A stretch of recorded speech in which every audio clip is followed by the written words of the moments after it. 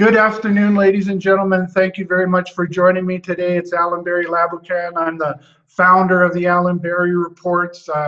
In the last month or so, I've been all over this Aussie Gold Rush 2.0. It's in the last few months, it's really caught the gold world by storm. I'm the one that's the ringleader of all this is Novo Gold.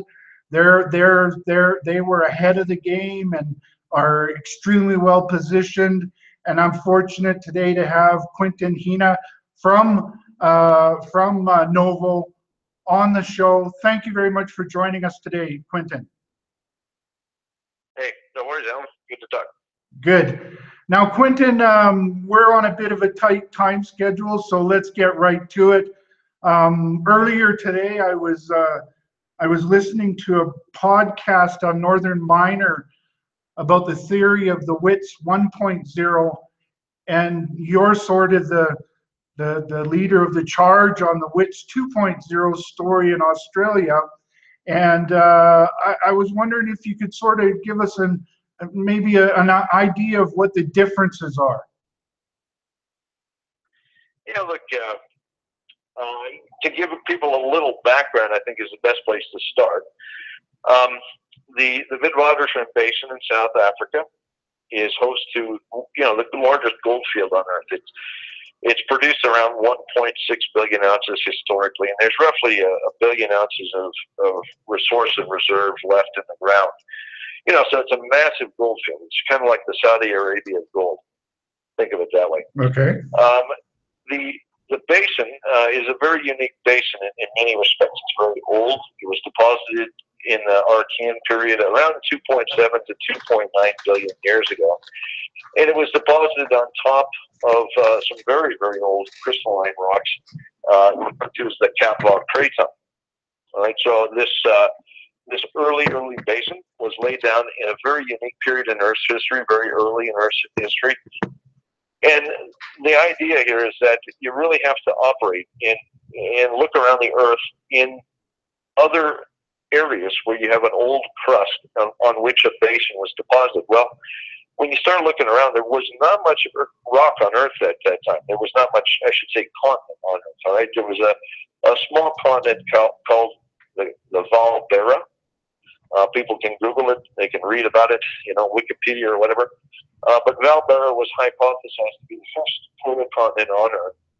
It was comprised of the Cap-Rock Craton and the Pilbara Craton in Australia. So the Cap-Val in South Africa was once connected to the Pilbara in Australia and comprised this early continent. All right, and the continent was not very large. It was about the size of New Zealand.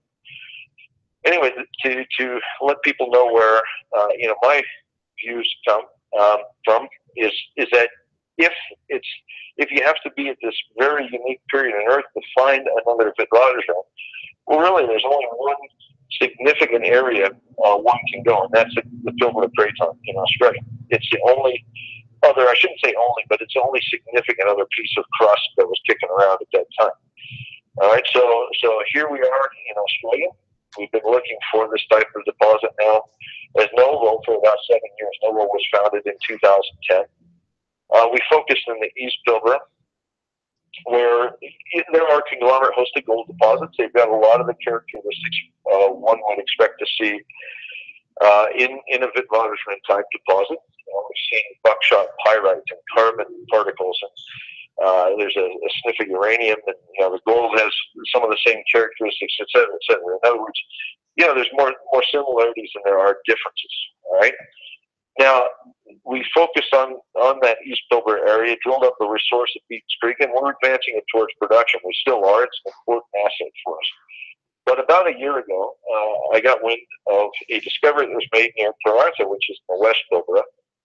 And this discovery caught my attention because the local prospectors who had at least seen it or had familiarity with it said, the gold looks like it's coming out of conglomerate. As soon as I heard this, we started staking ground. We realized that most of the ground down dip from where people were finding nuggets was wide open. It was absolutely amazing. Nobody else had staked this ground, but we literally came in and staked about 7,000 square kilometers of land. It's prospective for this this basin going, all right, down dip from where these locals were finding gold nuggets with metal detectors. All right, then we struck deals with a few parties. We formed an earnings joint venture with Artemis Resources. We worked with 3 prospectors in the Croatia area to acquire a tenement package we call Comet Well. And then there's another gentleman we work with to form the project called the Pipeline Project, which complements the ground that we've stood. So we've amassed about 10,000 square kilometers of ground at this point. It's an absolutely extraordinary. It was a very intense 6 months. Let's put it that way. But what we're working on now, we believe is potentially a significant discovery. Now that said, going back to your question, it is considerably different than the Wits in some respects.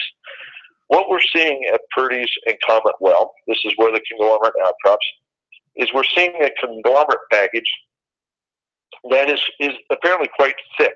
And this is with respect to Quinton, that's really what caught my attention out of the that really made my confidence grow in the project. I was looking for how thick the package of rock is, and then the next thing I was looking at is I'm interested a lot in the.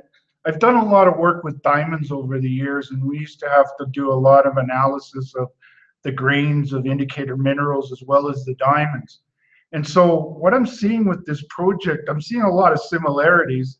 And one of them is that I'm really interested in the size of the gold nuggets and the shape of the gold nuggets and their distribution throughout the bed. And I'm seeing these questions start to be answered in your news. Yes, look, it's early days, and the science we're now doing, drilling and so forth, is going to give us those answers, everything you just addressed or asked over the next few months. But to let people know where we're at right now, what we know is this. The locals, late last year, they started finding nuggets in large volume at Purdy's and Comet Well. They literally blazed a trail for us. They metal detected and faucet or dug up nuggets from the soils and weathered conglomerate over a fairly long strike length of about 8 kilometers. Wow. Now, what's interesting about that is it gives us a sense of now, the size of gold. Where they were doing that 8 kilometers, is that the where it comes daylights, or is that like the strike of where it daylights? Yes, exactly. You can think of this bed of rock, daylighting, it basically comes to surface. Yeah. And it's kind of like looking at a little bit of jelly squirting over on the edge of a sandwich. Okay, think of it that way. Okay. So, all right, but anyway, the gold that they found, these metal detectors are good. They can find gold nuggets down to about 0.2 grams. And they found vast volumes of them. The larger nuggets, there were a few over an ounce color, but most of the gold, how deep can they hit a nugget if they're on certain, is there a little bit of cover? There's a bit of soil, maybe 30 centimeters of soil. The rock that's below it is decomposed, like there's a weathered profile to it. Okay. They can detect nuggets, like if it's a 0.2 or 0.5 gram nugget, maybe 2 or 3 inches down. If it's a bigger nugget, a gram or 2, they might be able to see it 6 inches down. If it's an ounce, they might be able to see it, 15 to 20 inches down. But you got to admit, it's a pretty. Every great discovery, Quinton, always has some unique kind of story to it. I've seen throughout my history, and I got to say, discovery by beep beep beep is a pretty interesting start to the whole story. It is, that I've actually purchased a lot of the original nuggets. Recently, I purchased a half a kilo nuggets from a gentleman who I know was one of the first people on site. And I see it as kind of a historical piece of information. I can look at the nuggets. I can see the different sizes they were finding. Yes. And most of them are, on the order of a half a gram to a gram. They look like little melon seeds. And I'm interested in that how did they end up flat like that and in those shapes? How does this play into your theory of the Wits 2.0? I'm calling it now the Wits 2.0 wow, since I saw your latest news release. Okay, well, look, the flat shape is quite striking. You know, these have definitely been tumbled around. The environment that we're currently exploring in is what I would call a nearshore environment, where the conglomerates have been tumbled around, probably in a shallow marine environment by waves and whatnot. So the nuggets were tumbled around and flattened during that. But there seems to be an original flat shape to this gold too. We found some Hackley nuggets that are what I'll call dendritic or sheet-like things, and they appear to be, you know, more of a primary, you know, original type of particle.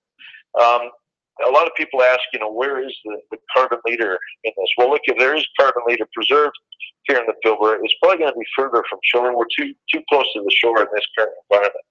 Well, does it mean we don't have a carbon leader? I don't know that yet. We can't answer that. But it would be very, very odd to explain all of this gold coming from the basement. It's not, I would say, yes, there's some nuggets in the conglomerates that are probably derived from low deposits, but most of the gold we see is of an unusual purity. It's fairly high. So it's purity, not an intrusion, it's more like a sedimentary kind of event. Correct. Yeah, that's the idea that I'm working on. And the volume of the gold is just mind-boggling to think that it could have come from low sources in the basement. There's too much of it, you know, so something doesn't equate here. And that's the same as what we see in the Wits. How do you get 1.6 billion ounces of gold from low deposits? You know, some people have conjectured that, you know, chemical weathering like acid rain or something washed the gold in. That's hooey. Okay, there's no way you could wash in 1.6 billion ounces of gold out of a hinterland, you know, a terrain surrounding this basin that was, you know, was more or less devoid of significant gold. All right, and similarly, how could you weather and erode 1.6 billion ounces of gold out of low deposits? You know, it doesn't make sense, right? Mm-hmm. So there's got to be another explanation here. My best explanation is there's a syngenetic component of gold in these basins. Okay, so one of the things that caught my attention early, you know, is obviously the comparison to Wits 1.0 and then Wits 2.0. And, you know, I've heard people say that maybe it's bigger than Wits 1.0. Initially, I wasn't too sure about that potential. But now that we're starting to see that, you know, 4 to 15 meters thick near surface with these nuggets in them, if those nuggets are well distributed in that package of rock, it is very realistic that this could be even bigger than, because most of Wits is pretty fine grained material, right? Correct. The Wits gold is often less than 100 microns. What we're seeing is quite coarse compared to that. We see nuggets, like I said, half gram to a gram quite commonly. All right, so it's a much different system in that respect. How the gold is distributed, we don't know exactly yet. We're doing that work, like I said earlier. That's the kind of data we'll be gathering over the next few months. But what we've seen so far suggests there are, think of it like baklava. Okay, there's a stack of conglomerates here that's ranging anywhere from about 4 to 14 meters thick through the drilling that we've done today. It shows that it's a sheet-like body, and that there's, you know, from what we can see in trenching, there's definitely concentrations of nuggets along these conglomerate horizons. How concentrated, how many of them, we don't know exactly yet, but we'll figure it out. To conjecture about the potential size of this system, you know, comparing it to 1 billion ounces, it's way too early. Okay, I don't. Yeah, I carefully highlighted the word potential there. I'm not saying I think this is a Wits 2.0, but when you have those big nuggets, it's sort of the difference between a bulk tonnage low grade system compared to a high grade system. And this looks like it's got the potential of being a high grade conglomerate bed compared to what is a fine grained conglomerate bed. I think it's very significant to me. I don't know, am I making too much of it? No, I think it is interesting. I would agree that the grades are certainly interesting, but we can't on our way just yet say what the grades through the entire package are going to be. Right. We do know there's a fine grain gold component. We have to address that too. Yep. We've got some work underway, both in terms of metallurgy and deportment studies, that will give us more answers around it. It's a work in progress right now. Yeah, and what really excites me is the potential that you're, just like with diamonds, you know, to get a representative sample of diamonds, you have to be really careful about using small drill core to catch those small pieces of small diamonds. A couple millimeters is a carat. And so you're going to be able to get in there with those big diameter holes and get some bulk samples out there. So you're not going to be messing around with this, you know, well, is it representative or is it not? You're going to be getting sizable samples out of there to get some really good statistics on the distribution of those gold nuggets throughout the package. That's correct. The drill that we have coming in here shortly, the large diameter drill, is actually designed for just what you described, diamond drill. Okay, so we're treating this like a diamond deposit in that respect. Now, will the size of the samples be adequate to determine the grade? Look, we got to study the variography on this once we have some data. We don't know yet. You know, when you get coarse gold, it's surprising. You often need samples in the order of, you know, a ton or even 10 tons to start to reconcile grades. But we're going to do the best we can with this large diameter drill and the trenching that we're doing to start to come to grips with that. But what we can see right now, you know, there's quite a bit of gold distributed through this package of rocks over a long strike length. So, have you had any idea, like, when this bed comes to surface, you know that sort of at the top of the surface of that, the top of that bed has been sampled, and that's where they're finding the nuggets. Have you sort of done any sampling across the face of where it comes to surface? Yeah, let me clarify that. I get a lot of questions around this. I think it's best for people to go to our news release on Tuesday to see a cross section through this terrain. When the beds come to surface, they are actually coming at it obliquely or at an angle. Okay, so the weather profile has exposed everything from top to bottom. We can now estimate the true thickness of those beds. What we see is a conglomerate package that's comprised of two different units. By the way, I just wanted to let you know, Quinton, while we've been going on here, and I've had your presentation up, and as you requested, I now have the news release up. Was there anything in particular on this news release of October 17th as to what you wanted to talk about? Certainly. Go to figure 2, which shows the cross sections. All right. And you'll see that there's two units. They're highlighted in shades of purple. I can't see what you're showing, so forgive me if I'm jumping all over the place. But there's two units that are shown in purple in those cross sections that come to surface, and you can see they come up out of the ground, tangentially. It's not like just flat. This is coming at a slight angle. Oh, so some of that could have been. You could be not actually sampling the top of the sheet. Some of it's gone away, so you're actually sampling maybe halfway down the sheet. Is that what Correct. You're getting at? That's precisely right. So what we see at surface, okay, and this is very important, is the metal detectors. These are the people that came out during the gold rush and dug holes. Most of them focused their efforts on that lower conglomerate. There's a mafic-rich class conglomerate at the base, and then there's a conglomerate above that. It has quartz class in it.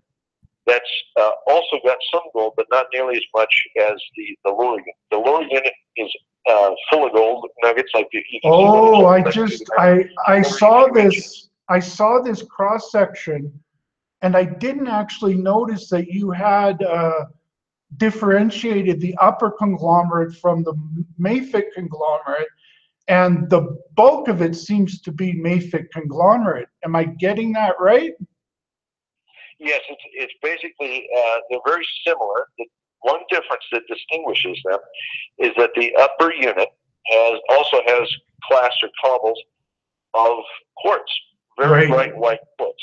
And you pointed that out in your press release. Yes, I did. I talked about that. It's a little bit geologically oriented, the press release. So I've got questions, which is expected. But, hopefully I'm clarifying it for people who are listening right now. Yes, you are. And I tell you, Quinton, these days, that some of that technical stuff, I used to look at my report as I kind of took the really technical stuff and tried to make it so that the average Joe out there could understand it. With the internet these days, I'm amazed at how quickly those technical concepts are getting, the theory is getting out there quickly. So what you're talking about there, I think, is crucially important, and people will start to understand the importance of it. Yes, it is. Geologically, it's very important. I'll tell you why, Alan, is because we can now follow this unit with what we're learning. We can see things at surface now that we didn't appreciate early on. For example, clear down at the other end of this conglomerate horizon, where it outcrops at least, 8 kilometers from British Reward. I kid you not. It's right next to the highway there. It's going down to Tom Price. There's a quartz pebble unit that's weathering out, and we can see it at surface. So we know the gold-bearing unit is right below. So it's now proving to be a useful guide for exploration. So you can, they're continuous, eh? They just outcrop where, so with at Purdy's Reward, you've got a partnership, and then you've got your own 100% owned projects. And Purdy's Reward, obviously, this is where it comes to surface. What's the strike? What's your sense of the strike of where it comes to surface in relation to Purdy's Reward? Yeah, look, so Purdy's Reward, think of this as a long line of outcrop or subcropping conglomerate. Okay, it starts at Purdy's Reward up in the northeast, and it continues for about 8 kilometers southwestward towards an area we call 50K, which is next to the highway. The conglomerate, is basically either outcropping or it's subcropping, meaning it's got a soil profile over it along that corridor. Now there's a few faults and little dikes and stuff that kind of break it up, and there's one river valley that crosses it. But otherwise, we can see where people have metallurgicted, and it's fairly continuous along that 8 kilometer corridor. Oh, right, because they dig little holes. Is that correct? Correct. When they're digging up nuggets, they have some sort of little trowel or stick, and they dig up zillions of little holes to find the nuggets. So they're the breadcrumbs for you. Correct. Beautiful. We've got about, I'd say, 7 minutes left. Obviously you're at the heart of this whole Aussie 2.0 gold rush and the Wits stuff. Is there anything that I haven't asked you about that you think is crucial to your story getting out there that maybe the audience that's following things isn't sort of wrapping their head around just yet, Quinton? Yeah, no, that's a good question. Look, and I'll kind of lay out the framework for how we're going to work on this project over the next few months. Oh, brilliant! For probably the next few years. Okay, so the reason for putting out news releases and talking about geology right now is we don't have hard estimates. It's going to take a while to get the bulk samples delivered and sampled through the metal laboratory in Perth. The metallurgical laboratory in NVO.V is absolutely flat out right now, setting up the Steiner machine and the whole processing stream that they need to handle our samples. That should be ready in about a week. In the meantime, we're going to start this large diameter drilling, like we talked about earlier, to give us those bulk samples. We're also doing some trenching. We'll start at Purdy's. It's a granted tenement. We have permission to work there. All the heritage clearance is done and so forth. Comet Well, we expect to be granted here soon, and at which time we can start filing permits there. Once we get those, we will do heritage clearance, and we anticipate being able to do the same drilling and trenching that we're doing at Purdy's, continuing on to the Comet Well ground. Now, our tenements to the south east of both Purdy's and Comet Well, those have been granted. We actually already have rights to those. And we're looking. And that's a big whack of your ground, is it not, Quinton? To the south? Correct. Yes. Like that's the lion's share of the ground. You know, like I said, we managed to stake a huge amount of vacant ground. And is that the dip direction of the sheet, the bed? Yes, precisely. What we see at Purdy's and Comet Well is really just the area where it comes to surface. This bed is dipping to the southeast, where it goes onto 100% on ground. Very important. Good observation. And so, all right. So, I'll go on. Sorry. Okay. So as time goes on here, here's how things will unfold.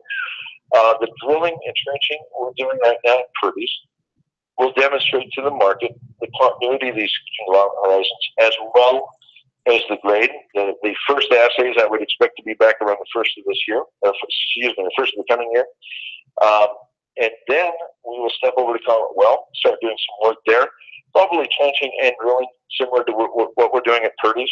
And then we'll start stepping out. You know, it's kind of next year, early next year, we'll start stepping out onto 100% on the ground and trying to demonstrate to the market that these conglomerates actually go into the basin and are continuous down dip for considerable distance. That's our underlying goal here, is to show that this is a very, very large gold system. Extensive. And so, but that, where it outcrops is crucial, because that's where you would start your mining operations, and you can also do some significant bulk sampling. You know, one of the beauties of where you are is that, you know, some places you can't move to bulk sampling too quickly because it's so expensive.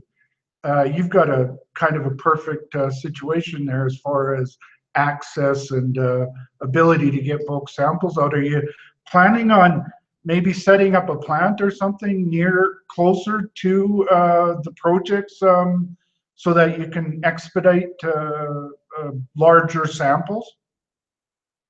Yeah, look, as far as bulk sampling goes, we've been through this exercise at Beach Creek. Investors who have been with Novo for the past few years have seen us go through that process. It does take some time. Fortunately, we have in-house environmental scientists, and he's already working on the permitting aspects of getting bulk sampling exercise going. I'm not going to pretend you can't do this like a snap of your fingers. It will take months, maybe 6 to 12 months to permit a bulk sampling exercise, but we are looking at that possibility. Where we do that, if it's Purdy's, Comet Well, we don't know yet.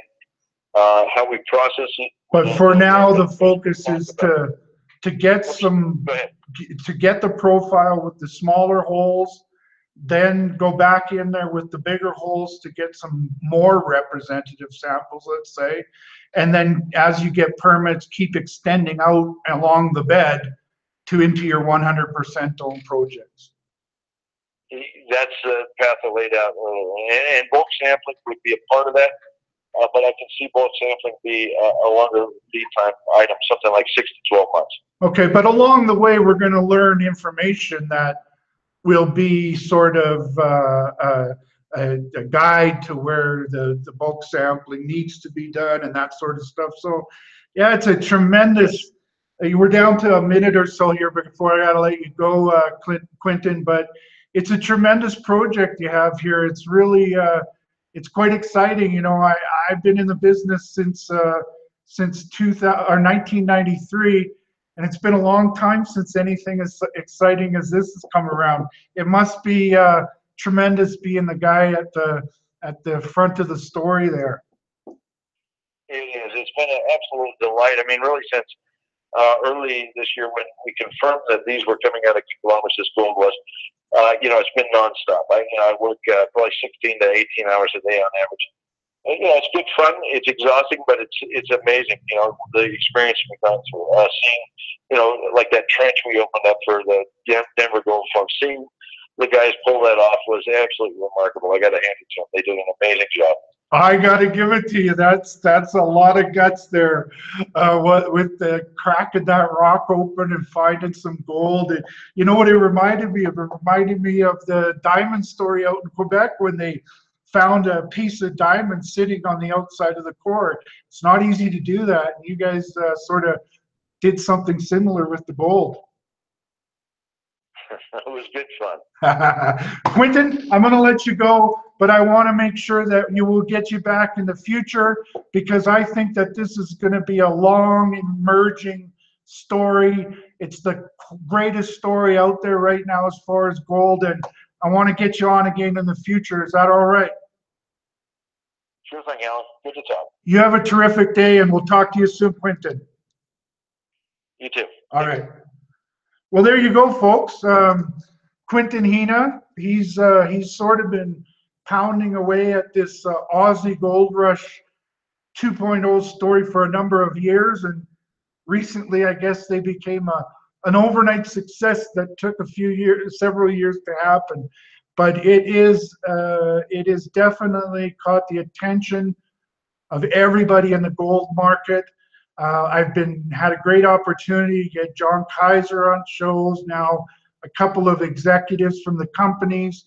We have some exciting shows planned in the future with John Kaiser. We're going to be all over this story because I think you're going to see not just that Novo continues to be the leader, but there's going to be other successes out there like Artemis, their partner, or some of the other area players, and we're going to be all over those as well. So stay tuned for future shows. I want to thank you very much. I want to thank my sponsors who make all this stuff possible.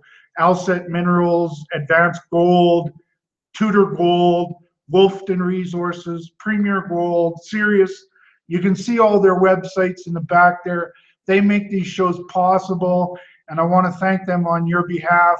I want to thank you for joining me. I want to close and say that, you know, it's important for you to do your homework and before making any investment decisions, and speak with your financial advisors. So on that note, you have a great day, and stay tuned for some of our upcoming shows on not just the Aussie Gold Rush, but other picks and shows. So have a great day.